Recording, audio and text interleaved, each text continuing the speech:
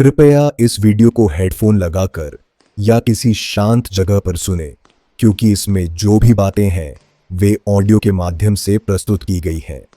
देखने लायक इसमें ज्यादा कुछ नहीं है, लेकिन सुनने लायक बहुत कुछ है। धन्यवाद।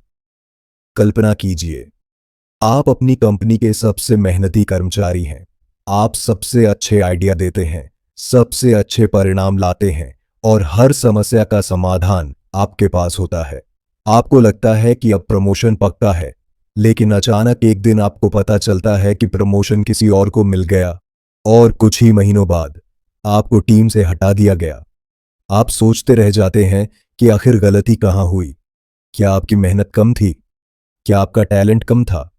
नहीं, आपकी सबसे बड़ी गलती यह थी कि आपने अपने बॉस को यह महसूस करा दिया कि आप उससे ज्यादा काबिल हैं। और यही है शक्ति का पहला नियम, एक ऐसा नियम जिसने राजाओं, सेनापतियों, मंत्रियों और आधुनिक कॉरपोरेट दुनिया के लाखों लोगों की किस्मत तय की है।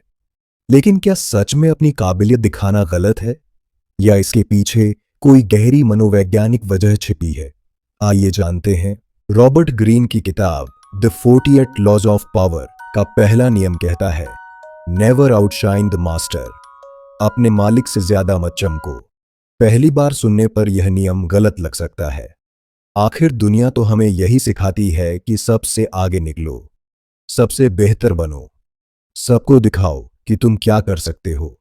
लेकिन वास्तविक दुनिया किताबों और मोटिवेशनल भाषणों से अलग चलती है।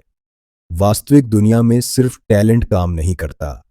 यहां इंसानी भावनाएं, अहंकार और सत्ता की भूख भी काम करती है। और यहीं पर अधिकांश लोग गलती कर बैठते हैं। उन्हें लगता है कि जितना ज्यादा वे अपनी प्रतिभा दिखाएंगे, उतना ज्यादा सम्मान मिलेगा।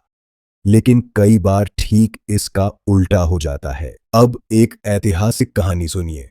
17वीं शताब्दी में फ्रांस का राजा महान लुई 14वें, उसे इतिहास के सबसे शक्तिशाली राजाओं में गिना जाता है। उसके दरबार में एक व्यक्ति था। उसका नाम था निकोला फुके। वह राजा का वित्त मंत्री था, बहुत बुद्धिमान, बहुत अमीर और बेहद महत्वाकांक्षी। एक दिन उसने राजा के सम्मान में एक भव्य समारोह आयोजित किया। उसने सोचा कि राजा प्रभावित होगा। उसने शानदार महल सजवाया, महंगे भोजन की व्यवस्था की, देश के सबसे बड़े कलाकार बुलाए।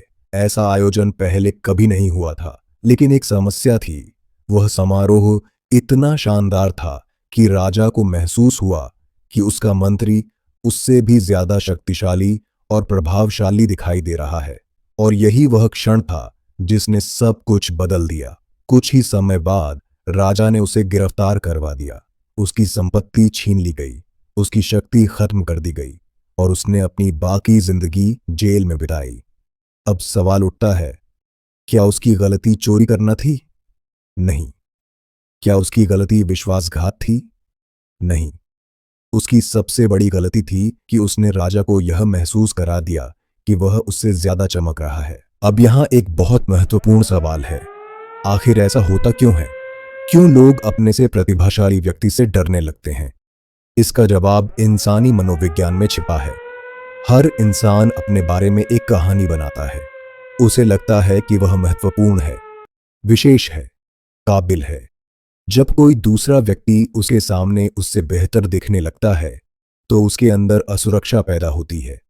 और जब वह व्यक्ति शक्तिशाली पद पर हो, तो यह असुरक्षा और भी खतरनाक बन जाती है, क्योंकि उसके पास शक्ति होती है, निर्णय लेने की शक्ति, लोगों को ऊपर उठाने की शक्ति और लोगों को नीचे गिराने की शक्ति। याद रखिए, लोग अक्सर आपकी सफलता से खुश होते हैं, लेकिन सिर्फ तब तक जब तक आपकी सफलता उनकी सफलता से बड़ी ना हो जाए। अब इसे आज की दुनिया में समझते हैं। मान लीजिए आप किसी कंपनी में काम करते हैं। आपका बॉस एक मीटिंग में आइडिया देता है। आप तुरंत सबके सामने उसकी कमियां बताने लगते हैं, फिर अपना बेहतर आइडिया पेश करते हैं। लोग आपकी तारीफ करते हैं। आपको लगता है कि आपने जीत हासिल कर ली। लेकिन आपके बॉस के मन में क्या चल रहा होगा? वह सोच सकता है, यह व्यक्ति मुझे सबके सामने छोटा दिखा रहा है। और यही सोच भविष्य में आपके लिए मुश्किलें खड़ी कर सकती है। इसका मतलब यह नहीं कि आप चुप रहें, बल्कि अपनी बात ऐसे रखें कि सामने वाले की इज्जत भी बनी रहे। तो इस नियम को सही तरीके से कैसे अपनाएं? पहला, अपने वरिष्ठों को सम्मान महसूस कराइए। दूसरा, अगर आपके पास बेहतर आइडिया है तो उसे इस तरह पेश करें कि सामने वाले को लगे कि वह भी उस सफलता का हिस्सा है। तीसरा, अपनी क्षमता दिखाइए, लेकिन किसी को अपमानित करके नहीं। चौथा, याद रखिए कि लोग तर्क से कम और भावनाओं से ज्यादा निर्णय लेते हैं। इस दुनिया में कई लोग इसलिए नहीं हारते क्योंकि वे कम प्रतिभाशाली होते हैं। वे इसलिए हारते हैं क्योंकि वे इंसानी अहंकार की ताकत को समझ नहीं पाते। शक्ति का पहला नियम हमें सिखाता है कि सिर्फ चमकना ही काफी नहीं है। यह भी जानना जरूरी है कि कब, कहां और कितना चमकना है।